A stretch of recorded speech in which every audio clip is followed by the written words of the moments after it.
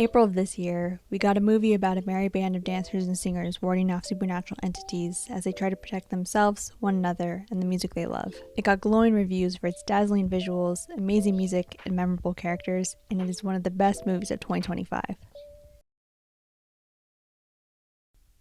Guess what happened 2 months later? In June of this year, we got a movie about a merry band of dancers and singers warding off supernatural entities as they try to protect themselves, one another, and the music they love. It got glowing reviews for its dazzling visuals, amazing music, and memorable characters, and it is one of the best movies of 2025. And it was when I was watching/listening to Your Idol for the 20th time, soon before I watched Sinners for a third time, when I realized, hey, the vampires and demons are kind of similar to one another. They're twisting Christianity to their benefit, using its imagery and jargon to lure their victims, and I find that interesting. I want to look into that. Turns out I have more to talk about with K-pop demon hunters. Whoops!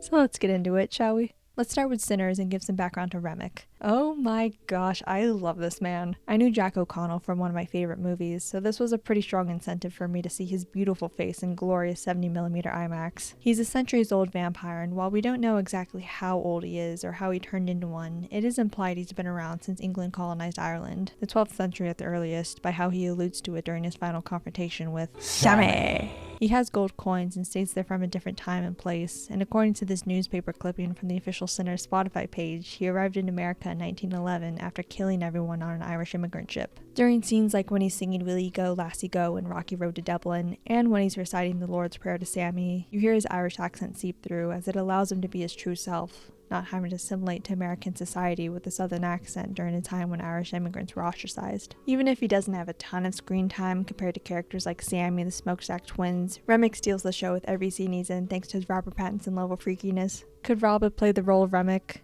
Sure, but I doubt he wants to play a vampire again. Now let's move on to Junu from K-pop demon hunters. Like Remick, he has also been around for centuries and is also cursed with not being able to rest in peace after he made a deal with the demon god Kima in 17th century Korea. In exchange for his soul, Kima gave him a beautiful singing voice, but that made him turn his back on his impoverished family as he got to live in luxury until the guilt of his actions wholly consumed him. In the present day, Junu proposes an idea to Kima where he and a group of demons debut themselves as a rivaling K-pop boy band in order to stop Huntrix from stealing the Honmun. But by trying to manipulate and sabotage Rumi, the leader of Huntrix, she ends up saving him and inadvertently helps him get his soul back so he can pass on. The devil is commonly depicted in media as having red skin, horns, and carrying a pitchfork with a looming presence over anyone he comes across. But in actuality, he can look like any other man, one who can walk amongst us without a second glance. Well, at least not the kind that would make someone suspicious. In 2 Corinthians chapter 11 verse 14, it states, "For Satan himself masquerades as an angel of light." That's probably its greatest strength, so it's no wonder why Remick and the Saja boys are so devilishly handsome. But going back to K-pop demon hunters, after winning over millions with their catchy and bubbly tune Soda Pop, the boys begin their world domination as they hypnotize their fans into a trance-like state as they all find themselves at a concert venue to listen to their new single, Your Idol.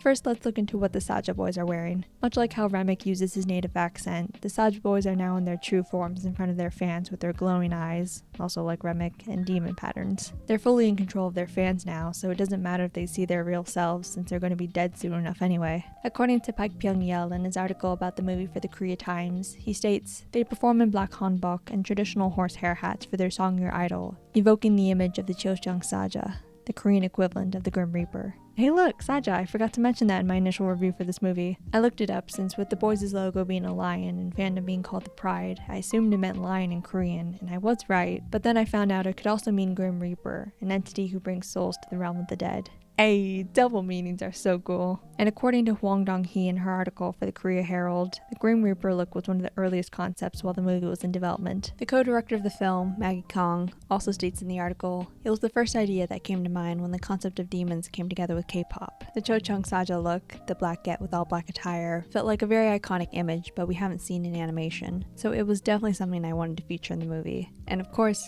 these guys would be the villains. There was no question. Looking into pictures of gets, the beads seem to be an optional detail where a ribbon is the main fastener to keep it on one's head, but I think it was a conscious choice to add the beads since they look a lot like Catholic rosary necklaces, and I'm certain that's what the filmmakers were going for since Abby runs his thumb against them toward the camera while he's singing the lyric, I can be your sanctuary. And speaking of jewelry, even Jinu's earring vaguely resembles a crucifix, perhaps foreshadowing a sacrifice to save Rumi from Kima's wrath. The boys' silhouettes and color scheme heavily contrast with their soda pop looks, from the pastel and casual to the now sleek black hanboks blowing in the wind as they defy gravity above their disciples during the final chorus, emulating Jesus ascending to heaven.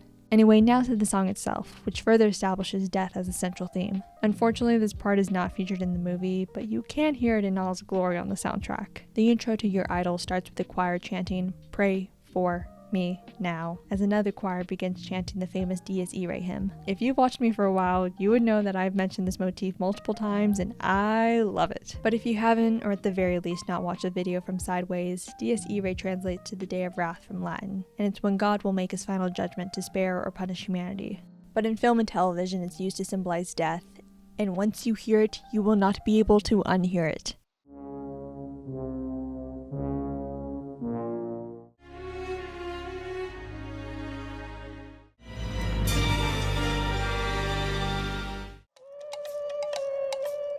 But what's especially interesting to note about this rendition is that K-pop Demon Hunters directly references the chant by roughly reciting the first stanza, much like what the Hunchback of Notre Dame does during his opening musical number as Frollo desperately pursues Quasimodo's mother. Both movies utilize the chant to make the audience consciously aware of the religious overtones in their respective songs.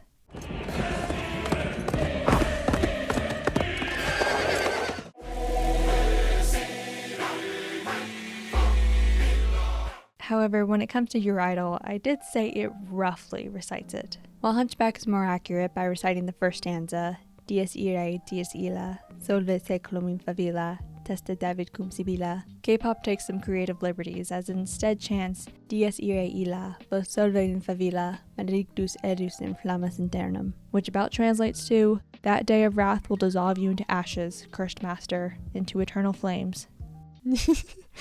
Oh, that goes hard. It's the Saja boys calling out to their fans in order for them to submit their souls to Kima so he can feast upon them. Now, as we finally get to the verses and choruses, they sprinkle in religious jargon in order to depict themselves as saviors for their hopeless fans, with lyrics like, "I could be your sanctuary," and "I'm the only one who'll love your sins," which in the second verse gets twisted to, "You know I'm the only one who'll love your sins." But the chorus begins with, "Listen, 'cause I'm preaching to the choir," which is a figure of speech for when someone is trying to convince another of something they already believe in. Much like how the Saja boys don't have to do much to persuade their fans to turn themselves over to Kima since they're already obsessed with them. Yeah, you gave me your heart, now I'm here for your soul. Quick side note, I love that Baby is the rapper of the group. He's spitting absolute bars and I love that for him. Goo goo gaga. During the bridge, there are shots of fans attempting to reach out to the members, similar to how followers of Jesus would try to touch him in order to be blessed by him. The Saja boys are K-pop idols, after all, and the word derives from idolatry, where someone worships an entity as if it were a god. They enforce that with more lyrics like, "Feel the way my voice gets underneath your skin," and "No one is coming to save you." I was also interested when I found out that a good percentage of South Korea does identify as Christian, about 30% according to its 2024 survey, so all of this imagery and symbolism is able to expand and be significant beyond the borders of the Western Hemisphere. After Mira and Zoe discover Rumi is a demon, the two remaining members fall into despair, believing they're worthless and can't do anything but take the Saja boys' words as gospel and succumb to their trap. Mayhaps one could say it's tempting.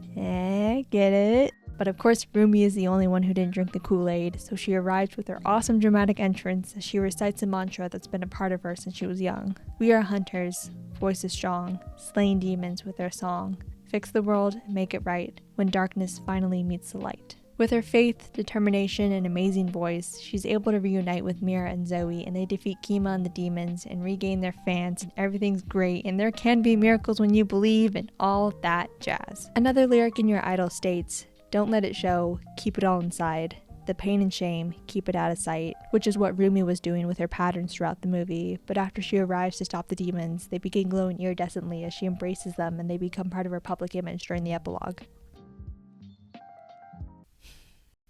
Now let's see how Sinners does all this.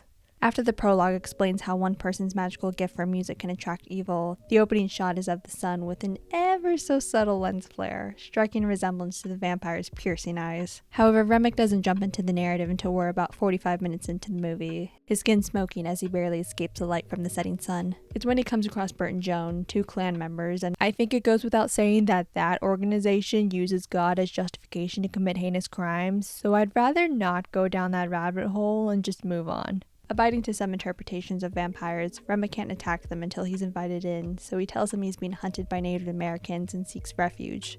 Or sanctuary, if you will. Cuts to the awesome shot of the vampire hunters approaching the house while 3 vultures circle above. It's a common idea that vultures symbolize death, so that means it must have come from somewhere. In Luke chapter 17, verse 37, Jesus states the proverb, "Where there is a dead body, the vultures will gather." In the context of the Bible, Jesus is warning his disciples about his oncoming death, but in the movie, as the main vampire hunter, Chayton, knocks on the door, Joan is the only one there to hold him up at gunpoint, implying that Remick already killed Bert. Despite his life on the line and probably knowing she's lying about Remick's whereabouts, Chayton still gives her grace by saying,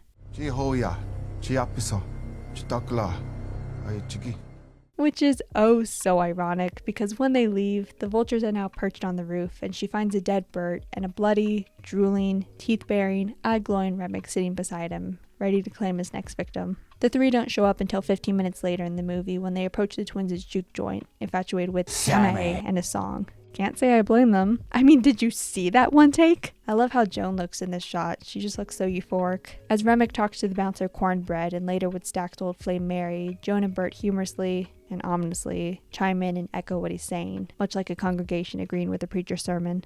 We hungry as dogs. Woof, woof. It was beautiful.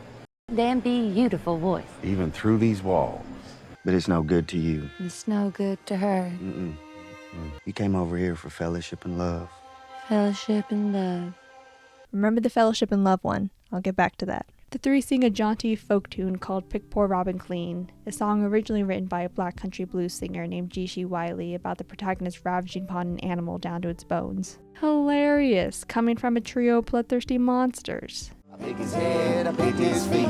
I would have picked his body, but it wasn't fit to eat. Though Stack and Cornbread are enjoying it, foreshadowing their liking toward Remick before they even turn to the dark side. The lyrics mention Robin and Jaybird, so it's possible they're not singing about eating birds, but people named Robin and Jay. However, out of self-preservation to keep their juke joint running the way it is, Smoke turns them away, but later Mary approaches them, believing that she, a woman who's able to pass off as white, is able to get more information out of them. They sing a gentle cover of Will Ye Go, Lassie Go, a Scottish and Irish folk song, inviting a woman to pick wild mountain thyme and heather. When she reveals to Remick that her mom died, he proposes this opportunity that she could be saved from her fate, much like how the Englishmen who colonized Remick's land long ago converted he and his people to Christianity by force, as well as a direct demand for Mary to join them as an immortal vampire, contrasting with their performance that depicted them as being good-natured and hospitable. I mean, you can join us if you want, JK unless... When Remick attempts to make advances towards saving her, Mary threatens them and orders them to go back.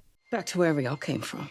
As it immediately cuts to Remick, the one out of all 4 of them who's an immigrant. He seemed genuinely offended, and part of me wonders if he would have spared her if she didn't make that comment. I don't know, it's just interesting to think about. But instead, as Mary turns around to walk back toward the juke joint, we get that awesome shot of Remick just beginning to levitate in order to pounce on her as it smash cuts to another character, Perline, hopping up on stage to sing Pale Pale Moon. Mary goes back inside, or rather is invited back inside, as she begins making moves on Stack. They go off to bump uglies. She kills him to turn him into a vampire. Smoke attempts to shoot and kill her, but she runs off as Smoke's old flame Annie realizes who they're dealing with. Vampires, baby! Oh yeah, and R.I.P. Cornbread. Some time passes and we get to my favorite song and scene period in the entire movie, Rocky Road to Dublin. I will be honest, there's not much to look into with a religious lens, especially with how much I had for your idol. But will you guys allow me to yap about this song regardless? If not, too bad, I'm doing it anyway. Oh my gosh, seeing this in 70mm IMAX on such a gigantic screen with the shift in aspect ratio was such an otherworldly experience. After Stack is pronounced dead, the party is declared over, so most of the partygoers leave, with our main cast of characters not knowing they were just sent to their grisly demise. We find all of them with illuminated eyes, circling around Remick as he begins singing the first verse of Rocky Road to Dublin as a solo, attempting to recreate the piercing of the veil, as it were, by singing a 19th century ballad from his homeland, one about leaving said homeland and all the encounters he has along his journey. Remick then begins step dancing as everyone is cheering him on, and later it's established that when you transform into a vampire, you become part of the hive mind and share thoughts and memories. So everyone's singing along, particularly Cornbread, who's absolutely vibing, Mary, who's twirling her bloody dress in rhythm. Ugh, I can't wait to be her for Halloween this year. And Stack gets so hyped up, and I love the way he wobbles his head while he's singing the lyric 1, 2, 3, 4, 5. It pains me how brief the scene sequences in the movie, but I'm thankful we get an extended version on the soundtrack. I've been rocking out to Do Lamont from Song of the Sea for years now, so this and Rocky Road to Dublin prove that traditional Irish music absolutely slaps. Ugh, so good. Another thing I love about the song is how it's utilized in other parts of the movie as Remick's leitmotif, notably during scenes when he's not killing people, but when he's physically and or emotionally vulnerable towards others, allowing us to slightly sympathize with the tragic reality that is his backstory.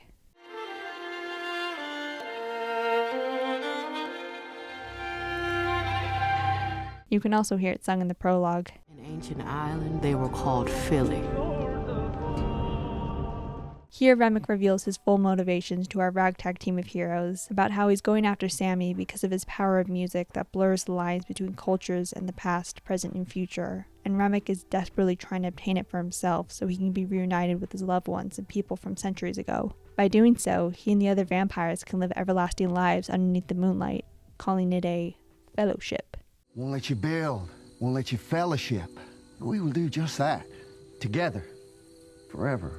Mary herself says it'll be heaven on earth. After Annie asks why they just can't go and leave them alone, Mary responds she wants to kill everyone who's still inside because they're family to her, spitting that word right back into Annie's face after she used it to protect her from Remick during their first encounter. That is she here, because she family. We family. Ain't that right? Stack attempts to get through to Smoke by saying that they would never be free and they would always be chasing that American dream until the end of their days. The American dream that is reserved for rich, straight, cisgender, white men. But if Smoke and the others join, they won't have to worry about that. Again, one might say it's tempting. They all shut the door before Smoke can make his decision. No vision. Ugh, I love Michael B. Jordan so much. As the vampires taunt the remaining survivors with the reprise of Pick Poor Robin Clean, it especially affects Grace, whose daughter has been threatened by Remick, and she angrily and impulsively invites them in so she can retaliate. We get another one of my favorite shots of the movie as Remick turns toward the barn, hands casually in his pockets as he smiles and chuckles at the cordial invitation. A headlight from a distant car softly backlights his head, giving him this angelic halo effect as he and his puppets are about to induce complete and utter anarchy upon our main heroes. Oh, the irony. And so it begins. Seeing that aspect ratio expand for the first time in IMAX, I just about levitate out of my seat. Grace goes all portals with a Molotov cocktail as she throws it toward Remick, but he cleverly bats it away, and that's when things really start going down. We lose Grace, Perline, Delta Slim, and Annie, who, after making him promise he'll do so if she gets bitten, dies when Smoke drives a wooden stake through her heart so that she won't devolve into a lost, undead soul. We see that Stack and Mary still have a shred of humanity within them as they witness Smoke kill Annie for good, as she won't be able to join them with their newfound family. But guys, Remick treats us again. Sammy! I love Jack O'Connell, he's just too good. The final battle between Sammy and Remick begins, as the soundtrack titled Thy Kingdom Come plays. Fitting, since it's a phrase from the Lord's Prayer that I mentioned earlier. With his faith, determination, and amazing voice, Remick begins reciting it as he is caught in Remick's grasp, begging for mercy and seeking comfort from it, just like Rumi with the Hunter's Mantra. But Remick terrifyingly recites it back to him. The man who stole my father's land forced these words upon us. Jesus taught his disciples this prayer as a foundation when speaking to God in Matthew chapter 6 verses 9 through 13 and Luke chapter 11 verses 2 through 4. It's stated twice in the Bible, so for simplicity's sake, I'll say I'm citing it from the book of Matthew. I find verse 13 especially to be interesting. Lead us not into temptation, but deliver us from evil. Just, the fact that Remick of all characters is quoting this verse. Despite proposing the life of a vampire to others as being saved and joining a fellowship, Remick believes that Christianity in its entirety is based on lies. There is no other entity like God or the devil. He and everyone he has inflicted this pain onto are God. They're all connected and they'll be able to live out this immense power with each other each and every night. Of course, his entire presence in this film is completely ironic since he does these awful things while the movie continuously frames him, his words, and his actions as being biblical. He's freaking monologuing about all of this to Sammy while aggressively dunking him into the water, and it looks a lot like a baptism. Sammy himself proclaims while singing I Lied to You earlier that he's full of the blues and holy water too. We get shots of other vampires agreeing with Remick's words, again, much like a congregation when listening to a preacher. When England colonized Ireland hundreds of years ago, they used the word of God as justification to oppress people like Remick. And now Remick is indirectly doing the same to others centuries later, unknowingly it seems like. Also, I'm going to sound like a complete idiot by saying this, but it took me my third watch of this movie to realize the prayer Sammy and Remick are reciting is the same one Aunt May prays during that scene in Spider-Man when Green Goblin crashes in at her place. But anyway, I mentioned earlier that the devil can appear as a good-looking guy in order to deceive his victims. But as you can see throughout this scene, Remick progressively transforms more and more into the unholy, demonic nightmare we've known Satan to be. Though I'm not sure how much I can show of his final form because I don't want to get demonetized. But trust me on this. Right before he takes a bite out of Sammy, Smoke comes in to save the day, or I guess morning, stabbing Remick through the heart, and he's to blame, darling. As Remick and the other vampires burst into flames, the camera lingers on the former as his gentle Rocky Road to Dublin leitmotif plays on a lone violin. He gazes at the sun for the first time in forever before bathing in hellfire until it consumes him completely, dissolving the remnants of his body and whatever became of his soul. Smoke tells Sammy to go home to his father, Jedediah, and this is something that was established in the first act that I haven't addressed yet. In other words, let's really talk about Sammy. Jedediah is a preacher and disapproves of him playing the blues because he believes it's devil music, and hey, isn't that kind of the plot to that one Disney Channel movie with This Little Light of Mine and everything? But what Jedediah doesn't know is that the devil isn't the person who wants to share his gift of music with others. It's the one who wants to claim it and manipulate it to his liking. There's a scene early on where he asks Sammy to help him with giving a sermon that following day and to recite a verse for him, specifically 1 Corinthians 10:13. No temptation has overtaken you except what is common to mankind, and God is faithful. He will not let you be tempted beyond what you can bear, but when you are tempted, He will also provide a way out so you can endure it. Again, temptation! There it is once more. Although Smoke wasn't killed by a vampire, but instead in a confrontation with the clan, Sammy remains as the sole survivor of what happened on that fateful night and lived to tell the tale. He could have very well given himself over to Remick so that he and his voice could have lived on forever, but he didn't. I like the detail of Sammy closing the Bible and he continues reciting, proving to his father that despite their disagreements, he is still faithful to God. Before he leaves with the twins, his trusty guitar in hand, Jedediah gives him one final warning. You keep dancing with the devil, one day it's going to follow you home.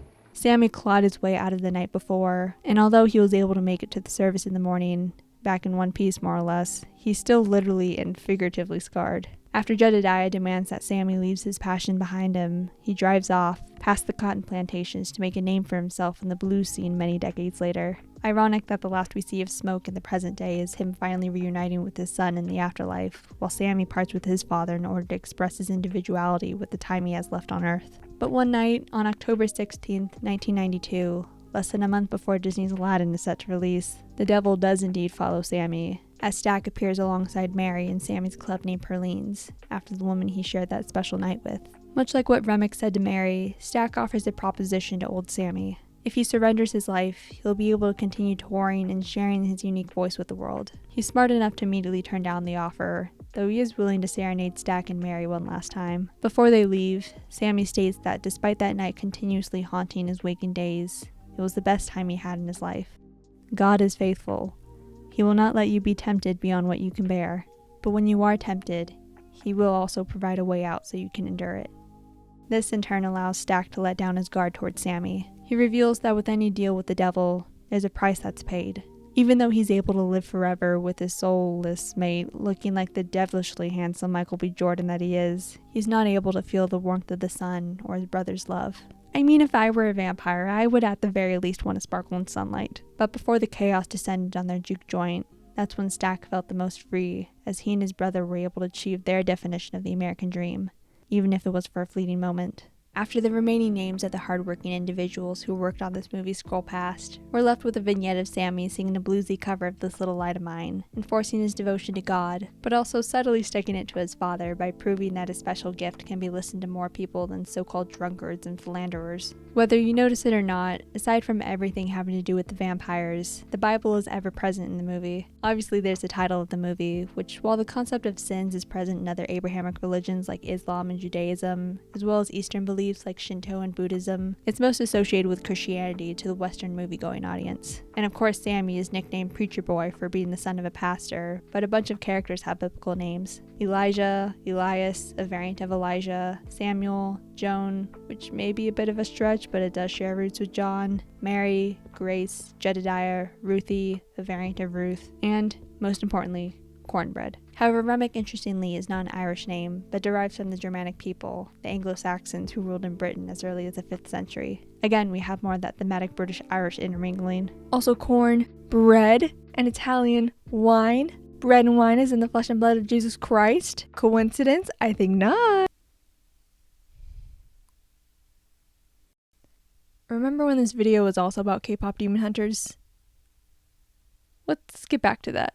This analysis isn't meant to pit one movie against the other and explain which one is better at executing Christian symbolism, but I will admit when one of them is literally called Sinners, it is bound to be more overt with what it's trying to say. These movies have taken up so much of my brain capacity, and it's only getting worse with each subsequent viewing and or listening session that I needed an outlet to get it all out somewhere. Also, the irony of me critiquing the vampires and demons' tactics while also absolutely praising the songs about them relishing their corruption is not lost on me. I know, and I'm aware, but counterpoint. It's not my fault your idol and Rocky Road to Dublin slap. I originally wasn't planning on making this video since I thought the extent of my analysis was going to reach so far as, hey, they compared themselves to idols, and hey, they said a Bible verse. But after digging deeper into the little things like a song lyric, a line of dialogue, or even the kind of hat the characters are wearing, I found it to be oh so fascinating, and I hope you guys did too. I can't believe I've gone this far into the video and not explained why the vampire's eyes glow. Ryan Coogler was very much inspired by Puss in Boots: The Last Wish and how the eyes of death are so striking to the audience. It's such a small but distinct detail, and he utilized that to help create my favorite interpretations of vampires in media. I find it so mind-boggling how these two supernatural entities are serendipitously intertwined with one another, despite being involved in completely separate mediums and film and music genres. Movies can be so cool like that sometimes, can't they? There's multiple cases of people, whether fictional characters or figures in real life, who will weaponize God and His Word in order to position themselves as superior as they project their worldview onto others. But that's why Matthew chapter 6 verse 13 spoke to me so much while I wrote this video. And not just because I already subconsciously knew of it. Lead us not into temptation, but deliver us from evil. Whether you believe in God or not, the forces of right and wrong will always be fighting against each other. And if there's bad, good will rise up against it. But doing the right thing is knowing when and how to turn away or entirely disregard such wickedness. Even if the situation looks dire, there will always be a way to endure and continue the fight, whether it's from deep within ourselves or from the people and world around us. Be sure to comment, like, subscribe, and join my Patreon to support me. But if you decide not to, I guess I'll just be on my way. But I'm gonna move real slow, just in case y'all change your mind. I will see you later. Goodbye.